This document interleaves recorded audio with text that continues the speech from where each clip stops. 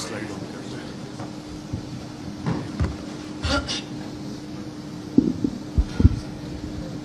Former Prime Minister Imran Khan, former federal ministers और हाज़रीन, अस्सलाम वालेकुम। आज टॉपिक तो ये बहुत बड़ा है और इंटरनेशनली इस पे किताबें भी काफ़ी लिखी गई हैं, स्कॉलरली आर्टिकल्स भी हैं, रिसर्च पेपर्स भी हैं, बट अनफॉर्चुनेटली इस इशू पे पाकिस्तान में एकेडेमिया ने इतना ज़्यादा काम नहीं किया। इसलिए मैं आज आपके साथ मीडिया ने इसको कैसे कॉन्स्पिरेसी रिजीम चेंज की, इसको डील कैसे किया, मीडिया नैरेटिव्स कैसे बने, वो थोड़ी डिटेल में जाऊंगा और इसका थोड़ा सा आपको एस्पेक्ट बताऊंगा लार्जर स्ट्रैटेजिक लेवल पे। लेकिन मैं ये पोस्टर देख रहा था रिजीम चेंज कॉन्स्पिरेसी, तो मुझे पता लगा कि ये भी राशिद ने पेनाफेक्स बनाया है। तो राशिद काफ़ी अच्छे काम करता है, मैं खल PTI में, तो माई क्लैपिंग फॉर हिम। अच्छा, रिजीम चेंज पाकिस्तान में जब हम देखते हैं तो इसके दो एस्पेक्ट्स हैं, एक एक्सटर्नल फैक्टर्स होते हैं और इंटरनल होते हैं। अगर हम एक्सटर्नल फैक्टर्स को देखें तो decision by one state to abandon bargaining with another and remove the target states leader. PTI की हुकूमत में जब हम ये देखते हैं तो हम खबरें देख रहे थे, मीडिया में आ रही हैं कि जी जो बाइडन जो है वो कॉल फॉरेन ऑफिस का राब्ता हो रहा है, पाकिस्तान के foreign minister Shah Mahmood Qureshi, US national security adviser Anthony Blinken से फॉरेन ऑफिस ने राब्ते की कोशिश की, नहीं हुआ। लेकिन बिलावल आते हैं, उनके सारे राब्ते हो जाते हैं। तो यहाँ से आप जब मीडिया की वो खबरें निकाल के देखते हैं तो आपको एक्सटर्नल फैक्टर और वो लिंकेजेस के ये फैसला वाइट हाउस में हुआ, US NSC में हुआ, और इसका जिक्र अब मीडिया में ये सवाल अभी तक डिबेट नहीं हुआ कि क्या इसका फैसला वहाँ पे हुआ था, नहीं हुआ था। वो साइफर अगर पब्लिक होता है तो उसमें ये सवालात उठेंगे यकीनन कि ये फैसला उस लेवल पे, स्टेट के लेवल पे US स्टेट ने किया, सदर जो बाइडन ने किया। और सदर जो बाइडन जो नियोकॉन्स थे, the plan for the new American century, उसका बाकायदा तौर पे हिस्सा थे, जिसके बाद हमने देखा 2001 के बाद पूरी दुनिया में डिफरेंट रिजीम चेंज ऑपरेशंस बाकायदा तौर पे लॉन्च किए गए। इराक उसकी एक मिसाल है। इंटरनल फैक्टर्स पे जब हम आते हैं, मैं बड़ा ब्रीफ रखूंगा क्योंकि मैं टाइम बताया गया 10 मिनट का है। इंटरनल फैक्टर्स को जब हम देखते हैं तो इसमें ज़ाती अना के मसले आ जाते हैं, कुछ इदारों के मसाइल आ जाते हैं, कुछ सियासी मुफादात आ जाते हैं। और इसमें एक सवाल जब हम इंटरनल फैक्टर्स का देखते हैं तो बड़ा सवाल ये बनता है कि मुल्क का कौन सोचता है, पाकिस्तान का कौन सोचता है। क्या हम सिर्फ इंडिविजुअल्स का सोचेंगे, क्या हम सिर्फ उन इदारों का सोचेंगे कि जी इदारों की अना बड़ी होगी या इंडिविजुअल्स की अना बड़ी होगी? पाकिस्तान का कौन सोच रहा है? क्या वजीर आजम इमरान खान उस वक्त पाकिस्तान का सोच रहा था या इंडिविजुअल्स के बेनिफिट देख रहा था? और क्या ये जो रिजीम चेंज कॉन्स्पिरेसी है, इसमें जो मीडिया नैरेटिव्स बने वो किस तरह के बने? उसमें इंडिविजुअल्स और इंस्टीट्यूशन ने डोमिनेट किया या पाकिस्तान का सवाल किसी ने उठाया? इस हवाले से मीडिया नैरेटिव्स इस हवाले से साइलेंट हैं, उसमें आपको इंस्टीट्यूशनल और इंडिविजुअल डोमिनेंस नजर आती है।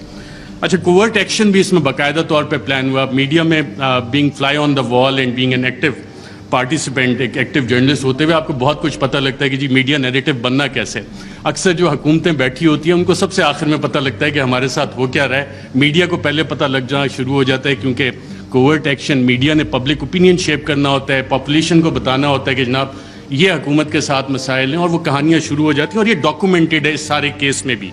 और फिर टूल्स इसमें इस्तेमाल होते हैं, लॉफेयर, जिसको हम जस्टिफाई करने के लिए, लॉ प्लस वॉरफेयर, लॉफेयर, और इसके पॉलिटिकल एंगल्स भी हैं। और एक मिसाल तो फवाद चौधरी साहब ने भी अभी दी कि किस किस तरह हुआ।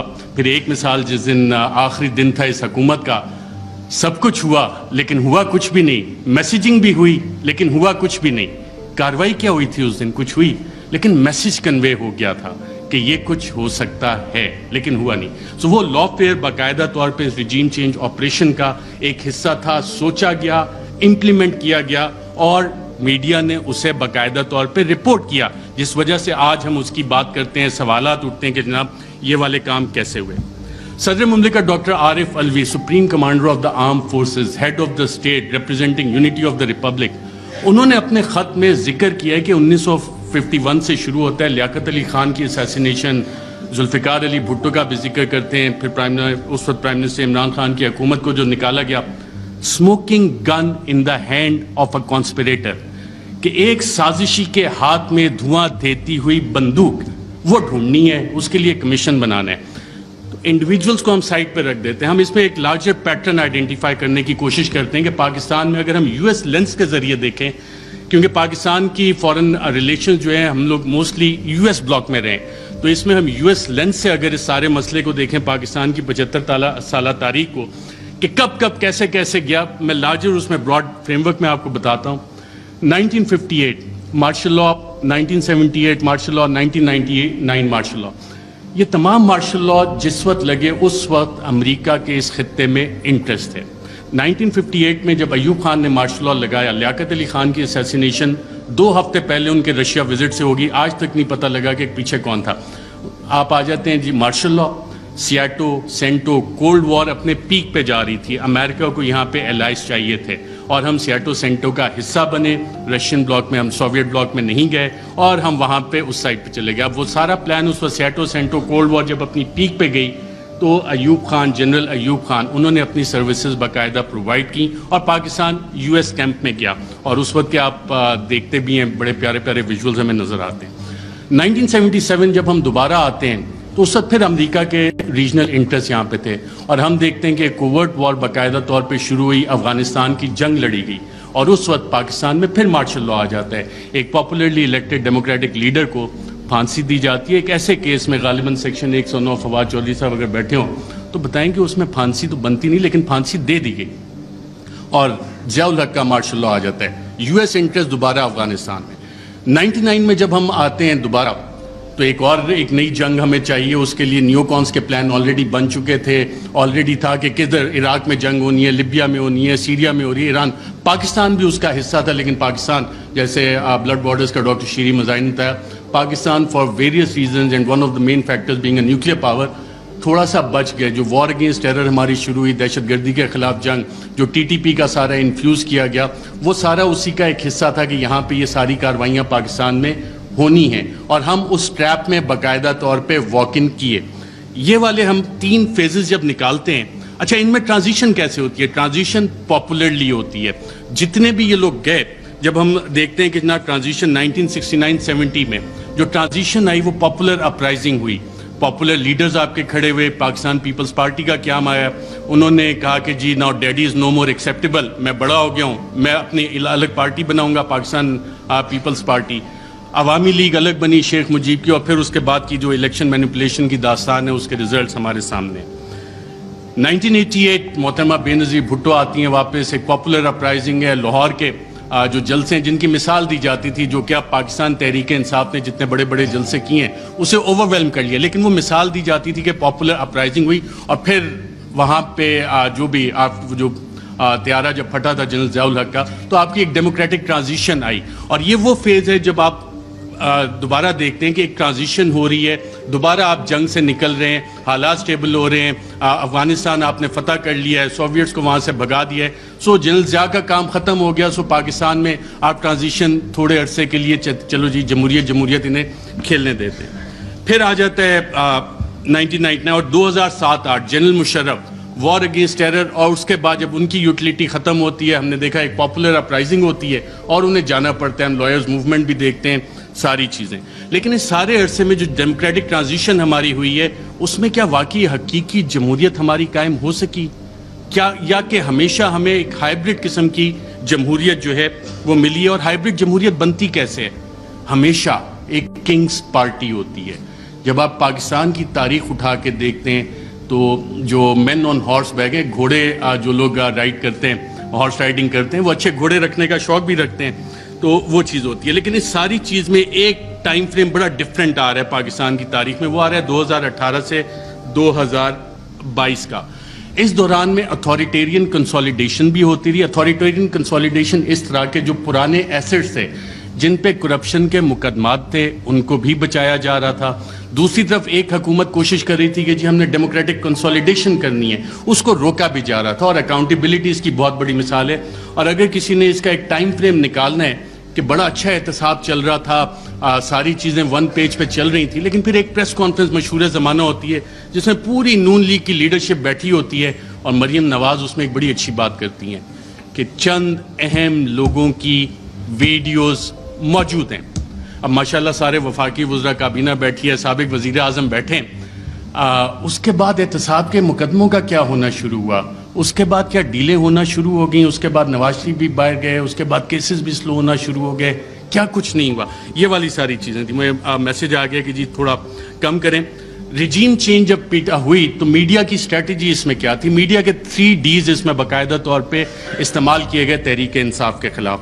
3 D تھے: ڈسٹرب, ڈسکریڈٹ, ڈینائی. ڈسٹرب کیسے کرنا ہے؟ جتنے بھی پاکستان تحریک انصاف کے پلانز بنے تھے اسے لا فیئر کے ذریعے, ایڈمنسٹریٹولی اور انفارمیشن آپریشنز کے ذریعے سیبوٹاج کرنے کا باقاعدہ طور پہ پلان بنا, اور اس کی ہم نے مختلف قسم کی امپلیمنٹیشنز دیکھی. اگر آپ نے ایڈمنسٹریٹو اس کی دیکھنی ہے تو وہ وزیر اعظم تو عمران خان تھا, پولیس وین وہاں پہ کس کے آرڈر سے گئی؟ شیخ رشید صاحب انٹیریئر منسٹر تھے, ان سے ہم پوچھتے رہے کہ جناب یہ آپ نے بھیجے ہو؟ کہتے ہیں یار مجھے تو نہیں پتا. وزیر اعظم عمران خان کال دے رہا ہے, پورا ریڈ زون جو ہے بیریکیڈ ہو جاتا ہے, کون حکومت چلا رہا تھا, کیسے؟ تو یہ وہ ایڈمنسٹریٹو سٹیپس ہیں. ہر ایک کی ڈیٹیل میں جائیں گے تو کافی لمبا ہو جائے گا. پھر ایک پلان بنا کہ جی 3 Ds کا ایک حصہ تھا ڈسکریڈٹ کرنا ہے, عمران خان کو ڈسکریڈٹ کرنا ہے, پاکستان تحریک انصاف کو ڈسکریڈٹ کرنا ہے. اور فریم ورک فار اس میں جو نیوز میکنگ تھی, اگر آپ ریڈ زون فائلز اٹھا کے دیکھیں تو اس میں باقاعدہ طور پہ میڈیا والوں کو یہ بتایا جا رہا تھا, یہ چیزیں میڈیا میں آ رہی تھیں کہ جناب دیکھیں یہ اکتوبر میں ایک جو سلسلہ شروع ہوا ہے نا, یہ بڑی زیادتی کی بات ہے. اس میں چند انڈیویجولز جو ہیں ان کو تو یہ حق نہیں دیا جاتا کہ جی پنجاب پولیس کے پیٹرن پہ چیزوں کو لے کے چلیں, ایسے تو نہیں اجازت دی جا سکتی. لیکن سوال آتا ہے کہ کیا ہمیں اس ملک میں آئین کی حکمرانی چاہیے یا اشخاص کی حکمرانی چاہیے؟ ہمیں قانون کی حکمرانی چاہیے یا چند اشخاص کی حکمرانی چاہیے؟ میڈیا فریم ورک جب آپ اس میں سارا اینالائز کرتے ہیں, جتنے آپ کرنٹ افیئرز کے پروگرامز اٹھا لیں, نیوز آرٹیکلز اٹھا لیں, کالمز, ایڈیٹوریلز, اس میں کانسٹیٹیوشنل فریم ورک, وہاں پہ ڈیبیٹ فریم نہیں ہوئی, وہاں پہ رولز آف بزنس کی ڈیبیٹ فریم نہیں ہوئی, وہاں پہ ڈیبیٹ فریم ہوئی اداروں کے حساب سے, وہاں پہ ڈیبیٹ فریم ہوئی انڈیویجولز کے حساب سے. اور پھر اپریل میں 9-10 اپریل, اس سے پہلے یہ پلان آ گئے تھے کہ جناب میڈیا سپیس بھی ڈینائی کرنی ہے, بلیک آؤٹ بھی کرنا ہے, جو چند صحافی کوشش کریں گے آواز اٹھانی ہے ان کو آپ چینل سے نکال دیں. عمران ریاض میرا خیال ابھی بھی بیٹھے ہیں, مجھے اطلاع ملی تھی کہ انہوں نے ایکسپریس جوائن کرنا ہے, لیکن ایکسپریس پہ بھی ابھی تک آن ایئر نہیں ہو سک رہے. حالانکہ سلطان لکھانی صاحب فریڈم آف پریس میڈیا اس پہ بلیو بھی کرتے ہیں, کافی اچھے ایڈیٹوریل آرٹیکلز اور چینل بھی چل رہا ہے, but he is not on air. FIRs چلیں, اب صحافیوں کو چھوڑیں, اب تو پوری وفاقی کابینہ جو ہے سابق, اس پہ بھی FIRs ہوئی ہیں, اور ملٹیپل FIRs دہشت گردی کی بھی ہوئی ہیں. اور جن لوگوں نے یہ FIRs کی انہوں نے یہ نہیں سوچا کہ کر کس پہ رہے, کیونکہ پلے بک وہی والی پرانی تھی. مسئلہ یہاں پہ یہ تھا کہ کرپشن کے کیسز نہیں مل رہے. بڑی کوشش کیجیے عمران خان کے خلاف کرپشن کے کیسز نکالے جائیں. میری بھی 1-2 ملاقاتیں ہوئی کہ جناب آپ تو بڑی سٹوریز کرتے ہیں. میں نے کہا یار ایک شخص, اور یہ عمران خان صاحب بیٹھے ہیں, شاید آپ میں سے بہت سے لوگوں کو نہ پتا ہو, PM آفس میں ہمارے بھی ذرائع ہوتے ہیں, اکثر پوری کابینہ پریشان ہوتی تھی کہ جناب بات ہم نے کی ہے, کہاں سے پتہ لگ گئی. وہ شخص جو پانی کی آدھی بوتل بھی ضائع نہیں ہونے دیتا بطور وزیر اعظم کہ یار یہ آدھی پانی کی بوتل میں نے ابھی رکھی, کیوں اٹھا کے لے گئے, وہ کرپشن کرے گا. میں نے سمجھائی لوگوں کو یہ بات, لیکن پلے بک کیونکہ وہی پرانی تھی, کیا کرپشن کے کیسز نکالو, ڈسکریڈٹ کرنا ہے, کرپشن تھوپنی ہے. مسٹر ABC کا فلانا دوست ہے, اس سے نکال کے لاؤ, کچھ نہیں. آج 2-2.25 مہینے ہو گئے, کوئی کرپشن نہ نکلے گا. عمران خان کا کرپشن کا کیس نہیں نکل سکتا, نہ نکلے گا. میں نے بتائی کہ نہیں آپ کچھ کوشش, میں کہا میں یہ کوشش نہیں کر سکتا کیونکہ مجھے یہ پتا ہے کہ عمران خان کی کرپشن نہیں نکلنی. اچھا, media narratives against PTI. French revolution جب آیا تھا تو اس وقت ایک تھاٹ تھا کنگ لوئی کا, میں ریاست ہوں, میں بادشاہ ہوں, میں قانون ہوں. اور یہی چیز ہم نے دیکھی کہ جب میڈیا نیریٹیوز PTI کے خلاف بن رہے تھے. ابھی حال ہی میں آپ اگر آئی ایم دا کنگ کا دیکھ لیں, the king can do no wrong. King ہمیشہ, جو بادشاہ ہے وہ ہمیشہ اچھی چیزیں ہی کرتا ہے. فیکٹو پہ پوری حکومت نے کام کیا, ہماد اظہر بھی ادھر ہیں, لیکن PTI نے کام نہیں کیا, بادشاہ نے سب سے اچھا کام کیا. آئی ایم دا لا, قانون میں ہی ہوں. پولیٹیکلی آئسولیٹ کرو PTI کو. آج PTI واقعی پولیٹیکلی آئسولیٹڈ ہے. کون سی سیاسی جماعت ہے جو PTI کے ساتھ اتحاد میں کھڑی ہے؟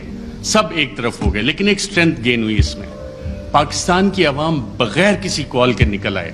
اور شاید جو وزیر اعظم عمران خان کا آخری دن تھا وزیر اعظم ہاؤس میں, اس وقت جو لوگ نکلے اور جنہوں نے رپورٹ کیا, آئی تھنک عمران ریاض تھے, باقی ہم لوگ بھی تھے, ان سب نے ایک بات نوٹ کی آپ نے خود بھی اپنا دفتر چھوڑنا ہونا کافی ٹائم لگتا ہے کہ ایک شخص فوراً اٹھ کے چلا گیا اور کہا جب سوال جواب ہوئے کوئی رہ تو نہیں گیا کہ اکیلا کر دیا ہے، اب اس کے ساتھ کس نے کھڑا ہونا ہے؟ پاکستان کی عوام کھڑی ہوئی۔ یہ وہ ڈفرینٹ فیکٹر تھا، چینج تھی جس کو کسی بھی سازشی نے کیٹر نہیں کیا ہوا تھا۔ یہ وہ ویریبل تھا، عوام کا ویریبل تھا جس کی وجہ سے یہ چیزیں۔ میں کوئکلی تھوڑا سا 2 منٹ اگر آپ کی اجازت ہو تو سائفر کے اوپر بھی بات کرنا چاہوں گا۔ سائفر پہ بھی میڈیا نیریٹو بڑے مزے کے بنے، اس پہ اور ڈیبیٹ بھی ہو سکتی تھی، کافی مزے کی چیزیں تھی۔ پہلا کیا بنا جی، پہلی میڈیا نے رپورٹ کرنا شروع کیا اور باقاعدہ یہ بتایا گیا کہ جی سائفر تو ایگزسٹ ہی نہیں کرتا، سائفر نام کی تو کوئی بلا ہی نہیں ہے۔ پھر دوسری چیز ہے، میڈیا کی یہ سٹوریز آئیں اور ریکارڈ کے اوپر موجود ہیں، پرنٹ کیے ہیں، ٹی وی پروگرامز ہیں کہ سائفر تو یہ ایزمپشنز پہ بیسڈ ہے، وہ ایزمپشنز ہیں ہمارے ایمبیسیڈر کی یا کس کی۔ پھر یہ بھی کہانیاں میڈیا میں آئیں کہ جی یہ تو فارن آفس میں خود ہی پی ٹی آئی والوں نے بیٹھ کے بنا لیا ہے، یہ تو شاہ محمود قریشی نے خود ہی بیٹھ کے بنا لیا ہے۔ پھر جب وہ بھی ساری چیزیں، کیونکہ سائفر ایگزسٹ کرتا تھا، سائفر موجود تھا، پھر کہا گیا جی کانسپریسی کا ایویڈنس کوئی نہیں ہے۔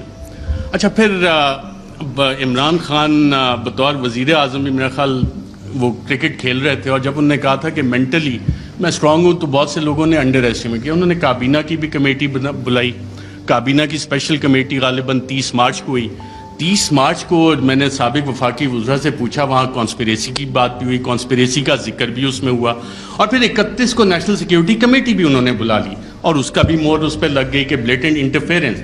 اور اس کے آخری پیراگراف میں ایک لفظ لکھا ہوا ہے کہ جو 31 کو نیشنل سیکیورٹی کمیٹی کی میٹنگ ہوئی، اس نے 30 مارچ کے جو منٹس اسپیشل کیبنٹ کے ہیں ان کو ریٹیفائی کیا۔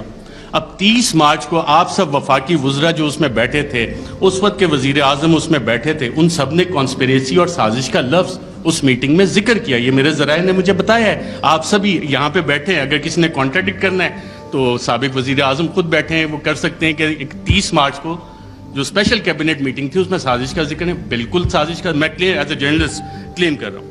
پھر یہ کہا گیا کہ جی وہ انٹیلیجنس ہم نے خود ہی کر لی، اور انٹیلیجنس کی بیسس پہ آبویسلی اس پہ سوال اٹھے کہ انٹیلیجنس، ہمارے انٹیلیجنس کے ادارے بہت اچھا کام کرتے ہیں، دہشت گردی کے خلاف بہت اچھا کرتے ہیں، پاکستان کی سیکیورٹی کے لیے بہت اچھا کام کرتے ہیں، لیکن مسئلہ یہاں پہ آتا ہے کہ جب انہیں ڈریگ کیا جائے سیاسی معاملات میں اور یہ کہا جائے کہ جی انویسٹیگیشنز ہوئیں، کون سی انویسٹیگیشنز، یہ سوال ہوئے۔ اب رجیم چینج میں انٹیلیجنس کا ایک بنیادی کردار ہوتا ہے، انٹیلیجنس انفارمیشن کا بنیادی کردار ہوتا ہے۔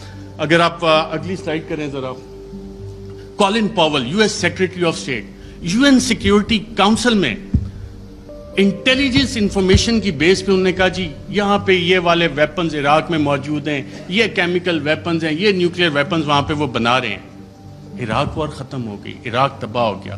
یہ اس انٹیلیجنس انفارمیشن کی اوقات تھی، ویلیو تھی، جو آج تک نہیں ملی۔ میں ایک اور آپ کو افغانستان سے ریلیٹڈ انٹیلیجنس انفارمیشن دیتا ہوں، انٹیلیجنس ڈس انفارمیشن، کہ اسامہ بن لادن کے پاس نیوکلیئر ویپنز ہیں، اور اسامہ بن لادن کے پاس نیوکلیئر ویپنز، اگر آپ یہ سٹوری دیکھیں تو یہ جسٹیفائی کرنے کے لیے تھی کہ جی افغانستان میں امریکہ نے حملہ کرنا ہے، اور اس وقت آپ تمام امریکی اخبارات اٹھا لیں، ورلڈ ایکسکلوسیو ڈان نے بھی فرنٹ پیج پہ چھاپا کہ جی ایک ایکسکلوسیو انٹرویو ہوا ہے، اسامہ بن لادن کے پاس نیوکلیئر ویپنز ہیں۔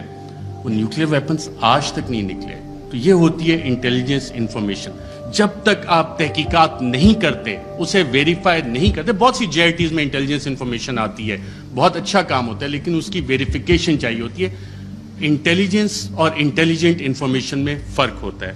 اس کے علاوہ بہت ساری چیزیں ہیں، پروپیگنڈا پہ اگر ہم جائیں، ڈی کلاسیفائڈ ڈاکومنٹس بہت سارے آ گئے، چلی کے حوالے سے، ایران کے حوالے سے، کیونکہ ٹائم میرے پاس کم ہے، میں نے کہا یہ والے لارجر ایشوز آپ کے سامنے رکھوں۔